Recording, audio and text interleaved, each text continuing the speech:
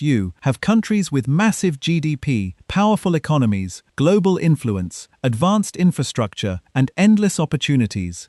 Yet inside those same countries, millions of people quietly report rising stress, burnout, anxiety, and emotional exhaustion. On the surface, everything looks like success, but behind that surface, life often feels faster, heavier, and more mentally demanding than ever before. And at the same time, something even more surprising shows up in global data. Some of the richest countries in the world are not the ones topping global happiness rankings. In fact, many of the countries that dominate in emotional well-being are not the ones leading in sheer economic power, military strength, or industrial output. So the real question becomes simple, but uncomfortable. Why aren't the richest countries always the happiest? Every year, the World Happiness Report measures global well-being using a wide set of indicators that go far beyond money. It looks at life satisfaction, social support, freedom to make life choices, trust in institutions, income levels, and overall health. Instead of just measuring economic success, it tries to measure how people actually feel about their lives.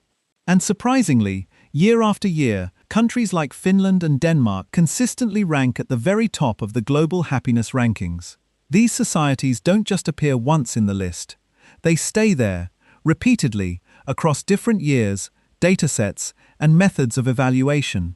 But here's the paradox. These countries are not the richest in raw economic terms. They don't always lead in global GDP rankings. They don't dominate in corporate size or financial markets.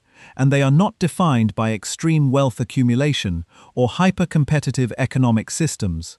So naturally, the question arises, what exactly makes them different?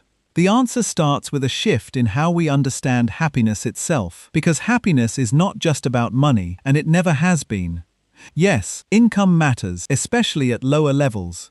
Yes, economic stability improves quality of life by providing safety, food, housing, and healthcare. And yes, poverty has a strong negative impact on well-being. But after a certain point, something important changes. Once basic needs are met, and financial survival is no longer the dominant concern, additional income does not translate into equal increases in emotional well-being or life satisfaction. The curve starts to flatten. More money still adds comfort, but it does not automatically add meaning, peace, or long-term contentment. Instead, other factors begin to matter much more. Things like the quality of relationships, the level of trust in society, the sense of safety in everyday life, and the ability to maintain a healthy life balance. These are not small details. They become the real foundation of human happiness. In the Nordic countries, these elements are deeply embedded into society. Strong social safety nets reduce fear of falling into crisis. High trust in government and institutions reduces constant uncertainty. Accessible healthcare and education reduce long-term anxiety. And a strong emphasis on work-life balance protects personal time, family life, and mental recovery. So while many countries focus heavily on maximizing economic output, these societies focus on something else entirely: making life stable, predictable, and emotionally sustainable. And that shift quietly changes everything about how happiness is experienced in daily life. In the Nordic countries, societies are built around a very different idea of success compared to many other parts of the world.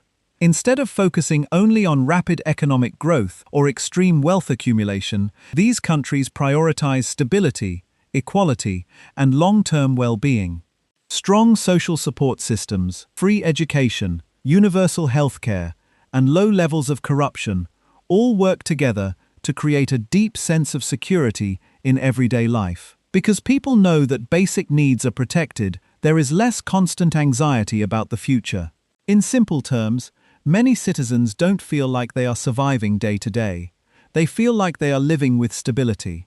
In Finland, happiness is often described in a much quieter way than people expect. It is not about constant excitement, luxury, or extreme highs. Instead, it is about calmness, inner peace, and a steady sense of emotional balance. Nature plays a huge role in this lifestyle, with forests, lakes, and open space offering a natural escape from pressure and noise. People value simplicity, privacy, and personal space, Because of this environment, emotional well-being is not based on chasing constant stimulation. It is based on feeling safe, grounded, and mentally at ease in everyday life. In Denmark, happiness is strongly connected to work-life balance and social trust. The culture places high importance on spending time with family, maintaining close friendships, and enjoying meaningful work without letting it dominate life. There is a shared belief that life should feel balanced, not overwhelming.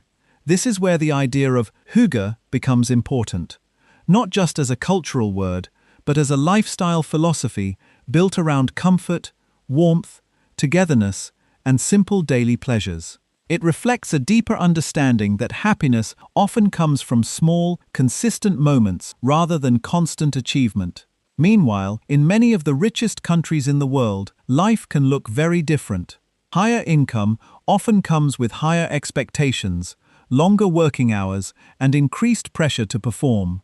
Even though GDP per capita may be significantly higher, emotional well-being does not always follow the same path. People may earn more, but they often have less time, more stress, and fewer opportunities to disconnect from work or build strong social connections. As a result, life can feel more financially successful on paper, but more emotionally demanding in reality. This is why happiness research consistently shows something very important. Beyond a certain income level, increases in wealth begin to show diminishing returns in terms of happiness. Once basic needs like food, housing, safety, and healthcare are secured, additional income has a smaller and smaller impact on long-term life satisfaction. At that stage, what matters far more is social trust, mental health, freedom, relationships, and life balance, not just salary numbers or economic growth. The World Happiness Report highlights this clearly. The strongest predictors of happiness are not just wealth, but social support, trust in institutions, generosity, and freedom to make life choices. So the conclusion is simple. The richest countries are not always the happiest, because happiness is not an economic equation, it is a human one. It depends on how people live, not just how much they earn. It depends on connection, not just consumption. And it depends on balance, not just growth. If you enjoyed this video, make sure you like, subscribe, and share for more deep dives into the hidden truths behind economics, society, and human happiness.